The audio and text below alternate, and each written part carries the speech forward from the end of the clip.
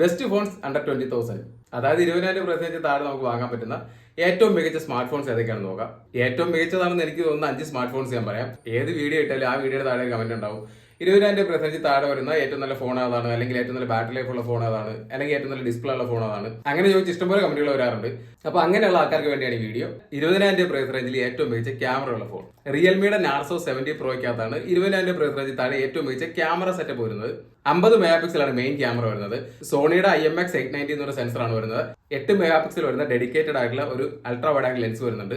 അതുപോലെ തന്നെ 2 മെഗാ പിക്സലിന്റെ ഒരു മാക്രോ ലെൻസ് വരുന്നുണ്ട്. നമ്മുടെ ബഡ്ജറ്റ് 20,000 ഒന്ന് കൺസിഡർ ചെയ്യുമ്പോഴത്തേക്കും ആ ഒരു ബഡ്ജറ്റിൽ വരുന്ന ഏറ്റവും മികച്ച ക്യാമറ സെറ്റപ്പ് തന്നെയാണ്. ഡിമെൻസിറ്റി 7050 എന്ന് പറഞ്ഞ പ്രോസറാണ് വരുന്നത്. ആന്റിറ്റി സ്കോർ നോക്കാനാണെന്നുണ്ടെങ്കിൽ 6 ലക്ഷത്തോളം ആന്റിറ്റി സ്കോർ വരുന്നുണ്ട്. പെർഫോമൻസ് വൈസ് നോക്കാനാണെന്നുണ്ടെങ്കിൽ അത്യാവശ്യം നല്ലൊരു പ്രോസസർ തന്നെയാണ് വരുന്നത്. ഫോണിൽ 5000 mAh ബാറ്ററി വരുന്നത്. അതുപോലെ തന്നെ 67 വാട്ടിന്റെ ഫാസ്റ്റ് ചാർജർ വരുന്നുണ്ട്. 20,000 പ്രൈസ് റേഞ്ചിൽ വരുന്ന ഏറ്റവും ഫാസ്റ്റ് ആയിട്ട് ചാർജ് ചെയ്യാൻ പറ്റുന്ന ഫോൺ ഇത് തന്നെയാണ്. ഇനി സ്റ്റോറേജ് നോക്കാനാണെന്നുണ്ടെങ്കിലും അണ്ടർ 20,000 UFS 3.1 വരുന്ന വേറെ ഫോൺ ഇല്ല. 6.67 ഇഞ്ച് വരുന്ന സൂപ്പർ AMOLED ഡിസ്പ്ലേ ആണ് വരുന്നത്. അതുപോലെ തന്നെ 120 Hz റിഫ്രഷ് റേറ്റും കാര്യങ്ങളൊക്കെ വരുന്നുണ്ട്. വീഡിയോ ക്യാമറയിൽ നമുക്ക് 4K വരെ ഷൂട്ട് ചെയ്യാൻ സാധിക്കും. നിങ്ങൾക്ക് ഏറ്റവും നല്ലൊരു ക്യാമറ ഉള്ള ഫോണാണ് വേണ്ടതെന്നുണ്ടെങ്കിൽ റിയൽമി നാർസോ 70 പ്രോ ആയിരിക്കും ഈ ഒരു ബഡ്ജറ്റിൽ ഏറ്റവും നല്ല ഫോൺ. ഇനി നിങ്ങൾക്ക് ഏറ്റവും നല്ല ബാറ്ററി ലൈഫ് ഉള്ള ഫോണാണ് വേണ്ടതെന്നുണ്ടെങ്കിൽ സാംസങ് ഗാലക്സി M35 ആണ് ഏറ്റവും better option. 120 Hz super AMOLED display വരുന്നുണ്ട്. ഫോണിന്റെ പ്രോസസർ നോക്കാനാണെന്നുണ്ടെങ്കിൽ എക്സിനോസിന്റെ 1380 എന്ന് പറഞ്ഞ പ്രോസറാണ് വരുന്നത്. അത്യാവശ്യം കുഴപ്പമില്ലാത്തൊരു പ്രോസസറാണ്. 6 ലക്ഷത്തിനുള്ള ആന്റിറ്റി സ്കോറും കാര്യങ്ങളൊക്കെ വരുന്നുണ്ട്. എക്സിനോസിന്റെ പ്രോസർ ആയതുകൊണ്ട് തന്നെ അത്യാവശ്യം ഗെയിമിങ്ങിനൊക്കെ ഹീറ്റിംഗും കാര്യങ്ങളൊക്കെ ഉണ്ടാകാൻ ചാൻസ് ഉണ്ട്. 6000 mAh ഫോണിൽ ബാറ്ററി വരുന്നതാണ് ഈ ഫോണിന്റെ ഏറ്റവും നല്ല പോസിറ്റീവ് എന്ന് പറഞ്ഞു. അതുപോലെ തന്നെ ഫോണിന്റെ ഒരു നെഗറ്റീവ് ആയിട്ട് എനിക്ക് തോന്നിയത് ഇതിനകത്ത് 25 വാട്ടിന്റെ ഫാസ്റ്റ് ചാർജർ മാത്രമേ സപ്പോർട്ട് ചെയ്യുന്നുള്ളൂ. അതുകൊണ്ട് തന്നെ ഫോൺ ചാർജ് ആകാനായിട്ട് അത്യാവശ്യം നല്ല സമയം എടുക്കും. എടുത്തു പറയേണ്ട ഒരു കാര്യം, ഗൊറില്ല ഗ്ലാസ് വിക്ടസ് പ്ലസിന്റെ പ്രൊട്ടക്ഷൻ ഫോണിൽ വരുന്നുണ്ട്. 6000 mAh ബാറ്ററി വരുന്നതുകൊണ്ട് തന്നെ ഫോൺ അത്യാവശ്യം നല്ല ബൾക്കി ആയിട്ടുള്ള ഫോണാണ്. നിങ്ങളുടെ ഉദ്ദേശം ഏറ്റവും നല്ല ബാറ്ററി ലൈഫ് ഉള്ള ഫോൺ ആണെന്നുണ്ടെങ്കിൽ 20,000 പ്രൈസ് റേഞ്ചിൽ താഴെ നമുക്ക് വാങ്ങാൻ പറ്റുന്ന ഏറ്റവും നല്ല ബാറ്ററി ലൈഫ് ഉള്ള ഫോൺ ഇത് തന്നെയാണ്.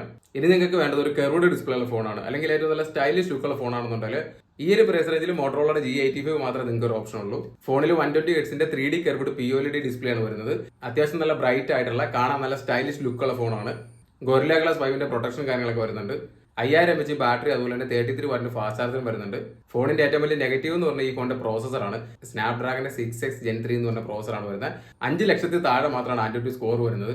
അതുകൊണ്ട് തന്നെ ഗെയിം കളിക്കുക എന്നുള്ള ഉദ്ദേശത്തിൽ നിങ്ങൾ ഈ ഫോൺ എടുക്കരുത്. അത്യാവശ്യം നോർമൽ ആയിട്ടുള്ള ഗെയിമിംഗ് കാര്യങ്ങളൊക്കെ നടക്കുന്നല്ലാതെ ഹെവി ആയിട്ടുള്ള ഗെയിമിംഗ് പരിപാടി ഒന്നും ഇതിനകത്ത് നടക്കില്ല. നിങ്ങൾക്ക് വേണ്ടത് കർവ്ഡ് ഡിസ്പ്ലേ ഉള്ള അത്യാവശ്യം നല്ല സ്റ്റൈലിഷ് ലുക്കുള്ള ഫോൺ വേണമെന്നുണ്ടെങ്കിൽ മാത്രം ഈ ഫോൺ വാങ്ങാം. ഒരു പെർഫോമൻസ് വൈസ് ഒരിക്കലും ഞാൻ ഈ ഫോൺ വാങ്ങാൻ റെക്കമെൻഡ് ചെയ്യില്ല. ഇനി നിങ്ങൾക്ക് യൂണീക്ക് ആയിട്ടുള്ള ഒരു ഫോൺ വേണം, അതായത് ഒരാൾ കാണുന്ന സമയത്ത് ഒറ്റ നോട്ടത്തിൽ തന്നെ ഇത് ആ ഫോണല്ലേ എന്ന് ഐഡന്റിഫൈ ചെയ്യുന്ന തരത്തിലുള്ള ഒരു ഫോണാണ് വേണ്ടതെന്നുണ്ടെങ്കിൽ CMFന്റെ ഫോൺ വന്ന് നോക്കാം. ഈ ഫോൺ പോലെ ഈ സെയിം ലുക്കുള്ള വേറൊരു ഫോൺ ഇല്ല എന്നുള്ളത് നമുക്ക് 100% ഉറപ്പിച്ച് പറയാൻ പറ്റും. ഫോണിന്റെ ബാക്ക് സൈഡ് ഒക്കെ ഒരു വെറൈറ്റി ഡിസൈൻ ആണ്. നമുക്ക് ഫോണിന്റെ ബാക്ക് സൈഡ് ഒക്കെ റിമൂവ് ചെയ്തിട്ട് നമുക്ക് ഇഷ്ടമുള്ള കളറിലോട്ട് മാറ്റാൻ പറ്റും. അതായത് നമുക്ക് ഫോണിന്റെ കൂടെ തന്നെ അഡീഷണൽ ആയിട്ട് ഫോണിന്റെ ബാക്ക് കവർ ഒക്കെ റിമൂവ് ചെയ്ത് മാറ്റാൻ പറ്റിയ ബാക്ക് കവർ ഒക്കെ മേടിക്കാൻ കിട്ടും. ബ്ലൂ, ഓറഞ്ച്, ഗ്രീൻ ഈ 3 കളറിൽ നമുക്ക് ബാക്ക് സൈഡ് വാങ്ങാൻ കിട്ടും.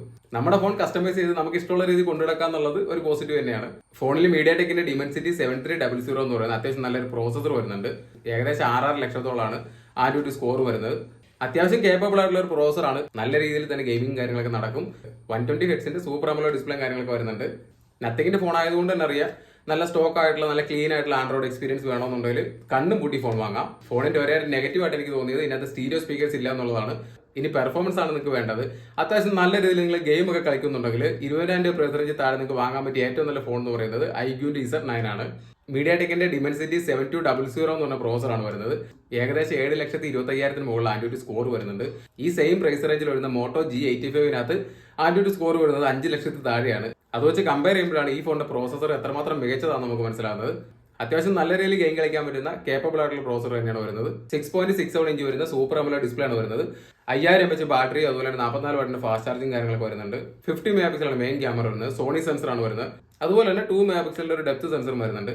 അപ്പോൾ പെർഫോമൻസ് ആണ് നിങ്ങളുടെ ഉദ്ദേശം എന്നുണ്ടെങ്കിൽ, അത്യാവശ്യം നല്ല രീതിയിൽ ഗെയിം ഒക്കെ കളിക്കുക എന്നുള്ളതാണ് നിങ്ങളുടെ ഉദ്ദേശം എന്നുണ്ടെങ്കിൽ കണ്ടുമുട്ടി നിങ്ങൾക്ക് വാങ്ങിക്കാം. 20,000 പ്രൈസ് റേഞ്ചിൽ താഴെ വേറെ ഒരു ഓപ്ഷനും ഇല്ല. അപ്പോൾ ഒരു കൺക്ലൂഷൻ ആയിട്ട് പറയാനാണെന്നുണ്ടെങ്കിൽ നിങ്ങൾക്ക് ഏറ്റവും നല്ല ക്യാമറ ഉള്ള ഫോണാണ് വേണ്ടതെന്നുണ്ടെങ്കിൽ റിയൽമിയുടെ നാർസോ 70 പ്രോ നോക്കാം.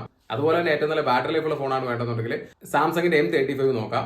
3D കർവ്ഡ് ഡിസ്പ്ലേ ഉള്ള നല്ല സ്റ്റൈലിഷ് ലുക്കുള്ള ഫോൺ വേണമെന്നുണ്ടെങ്കിൽ മോട്ടോറോളയുടെ G85 വാങ്ങാം. അതുപോലെ തന്നെ ഒരു യൂണിക് ഡിസൈനുള്ള അത്യാവശ്യം നല്ല പെർഫോമൻസ് ഉള്ള ഒരു ഫോൺ വേണമെന്നുണ്ടെങ്കിൽ നിങ്ങൾക്ക് CMFന്റെ ഫോൺ വന്ന് നോക്കാം. അപ്പോൾ ഈ വീഡിയോയിൽ ഇത്രയേ ഉള്ളൂ. നിങ്ങൾക്ക് ഇനി അണ്ടർ 30,000 ഏറ്റവും മികച്ച ഫോണിന്റെ ഒരു വീഡിയോ വേണമെന്നുണ്ടെങ്കിൽ താഴെ കമന്റ് ചെയ്താൽ മതി. നമുക്ക് വേറെ വീഡിയോയിൽ കാണാം.